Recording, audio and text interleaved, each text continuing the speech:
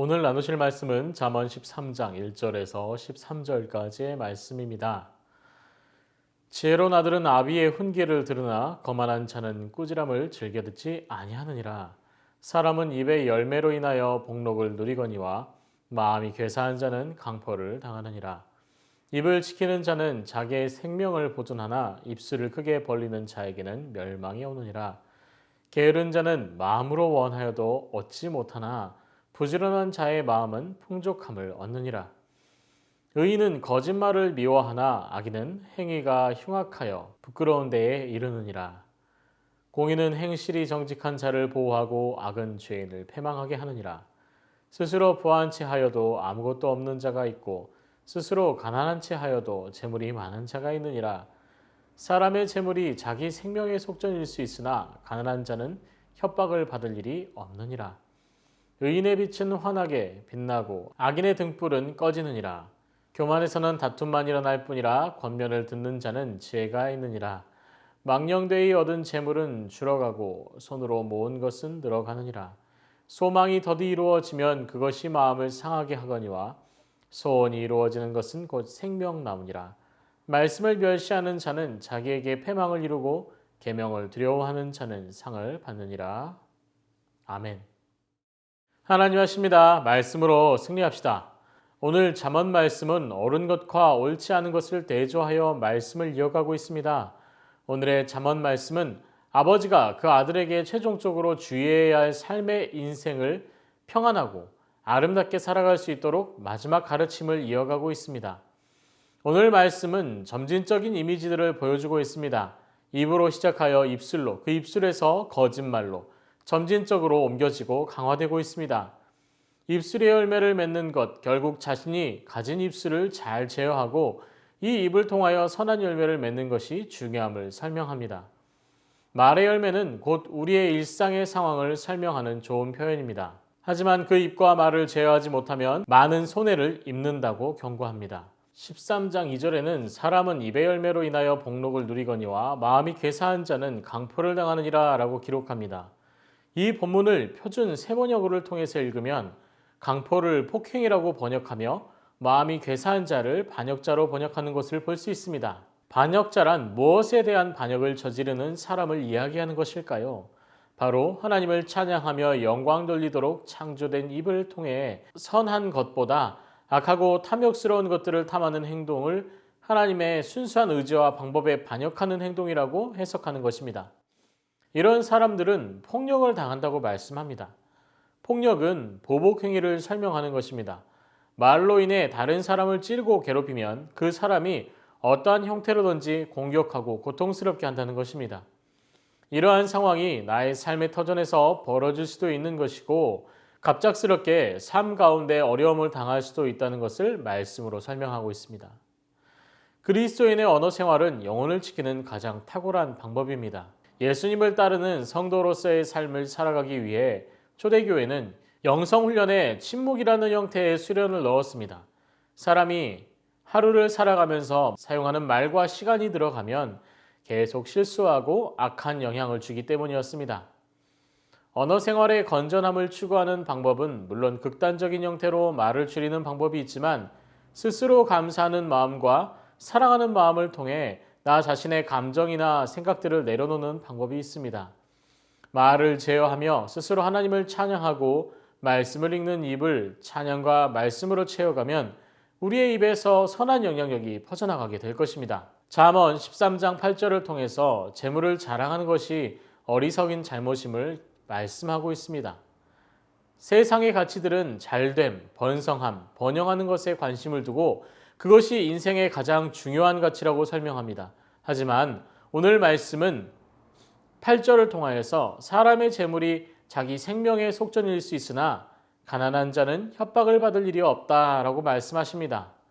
그 재산은 물질일 뿐입니다. 물질은 한계를 가지며 영원히 존재하는 것이 아니라 소비하고 없어지는 것이라는 것입니다. 또한 많이 가지고 이것을 자랑하게 된다면 언제든지 생명의 위협을 받을 수 있는 것입니다. 때문에 지혜로운 사람은 물질을 의지하고 물질에 잡혀 그 인생을 살아가는 것이 아니라 오히려 물질에서 자유롭고 오히려 하나님의 말씀의 충만함 가운데 살아가려 노력하는 것입니다. 오늘의 본문인 잠언 13장에는 마음이란 단어들이 등장합니다. 이 마음이라는 것은 히브리어로 영혼을 뜻하는 네페시의 문맥적인 번역입니다.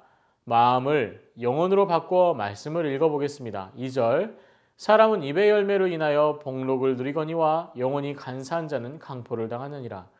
게으른 자는 영혼으로 원하여도 얻지 못하나 부지런한 자의 영혼은 풍족함을 얻느니라.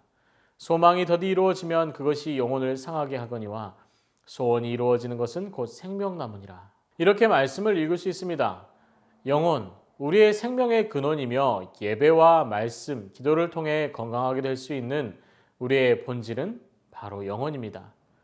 그런 영혼이 건강하고 건전하게 살아가야 함을 오늘 잠언의 저자는 13장을 통해서 가르치고 있는 것입니다. 우리의 영혼을 창조하신 하나님 그 은혜를 충만하게 묵상하며 그 삶을 살아가게 된다면 우리는 말과 재물을 제어하고 그 이상의 행복함을 누리는 그리스도인이 될 수 있을 것입니다. 토마스 아킨피스는 그의 책에서 이렇게 고백하고 있습니다. 자비의 아버지이시자 모든 위로의 하나님이시여 주께서는 주의 위로를 받을 자격도 없는 내게 온갖 위로를 허락하셔서 새해 힘을 주시니 내가 주께 감사를 드립니다. 라고 고백합니다. 이렇게 고백할 수 있었던 것은 그의 영혼의 근원인 하나님의 은혜에 감사하며 스스로 영혼을 지혜롭게 다스리는 삶을 살아가면서 그 삶의 감격을 느낄 수 있었기 때문입니다. 사랑하는 새순 공동체 여러분, 우리가 더욱 우리의 영혼을 부유하고 지혜롭게 돌보기를 소망합니다. 하나님이 창조하시고 기뻐하시는 삶으로 더욱 아름답게 그 인생을 빛내는 사랑하는 새순 성도님 되시기를 소망합니다. 말씀을 붙들고 기도합니다. 지혜로운 삶을 살기 위해 자신의 영혼을 돌보는 지혜를 허락하소서. 하나님이 주신 영광된 삶으로 영혼 가운데 주시는 지혜로 살아가게 하소서.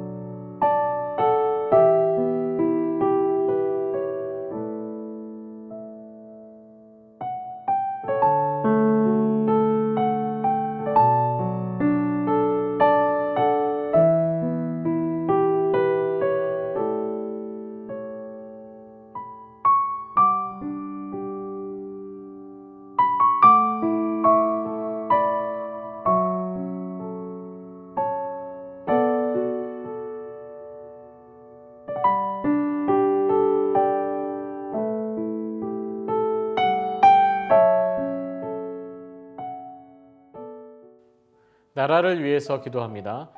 백신의 수급이 원활하게 하셔서 나라가 빠르게 전염병으로부터 안정되게 하소서. 지혜와 평안이 이 나라의 위정자들 가운데 임하게 하시고 더욱 지혜롭게 이 나라를 운영하도록 도와주시옵소서.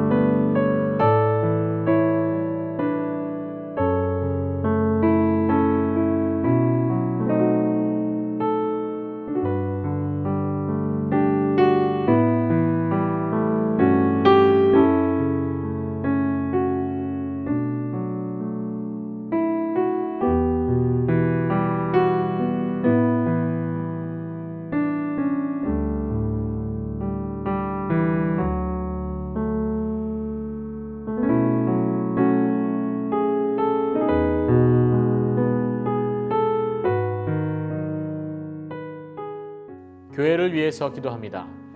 사랑이 많으신 주님, 저희 새순교회가 3대 담임 목사님과 함께 주님의 일하심을 감당하고 부흥의 시대를 맞이할 수 있도록 하옵소서. 한마음 한뜻으로 입을 모아 복음을 증거하며 함께 손을 붙잡고 주님 나라를 이루어가는 공동체 되게 하옵소서.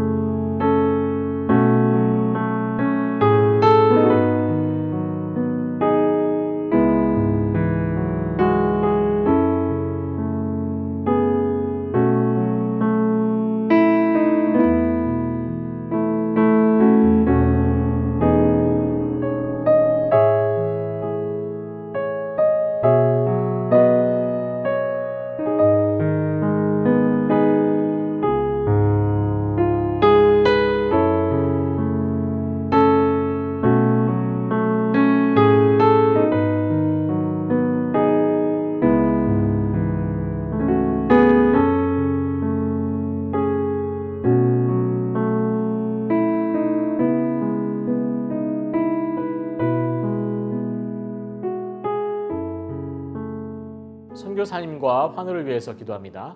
월요일은 캄보디아 조학현 정승원 선교사님을 위해서 기도합니다. 코로나 악화로 인해서 지역 간 이동 금지와 야간 통행 금지가 계속되고 물자 공급과 식자재 유통이 어려워 물가가 오르고 있습니다. 모든 상황이 풀려지고 안정되게 하옵소서. 캄보디아가 속히 백신 접종을 받을 수 있는 길이 열리도록 하옵소서. 환우들을 위해서 기도합니다. 김인혜 집사님, 김영자 권사님, 김찬준 집사님, 정순금 권사님, 김봉남 권사님, 조금열 집사님, 안행순 집사님, 최혁기 성도님, 정성혜 집사님 어머님을 위해서 기도하시겠습니다.